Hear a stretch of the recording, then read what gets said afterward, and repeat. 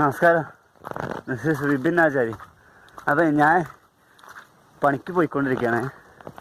അപ്പം ഞാൻ ജോലി ചെയ്യുന്ന സ്ഥലം അതായത് എവിടെയാണെന്ന് കാണിച്ചു തരാം. എവിടെയാണെന്ന് കാണിച്ചു തരാം.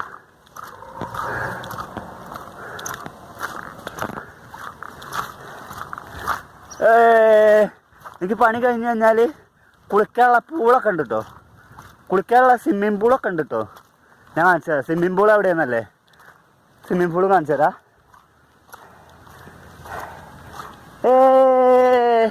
സ്വന്തമായിട്ട് സ്വിമ്മിങ് പൂള്. വാ.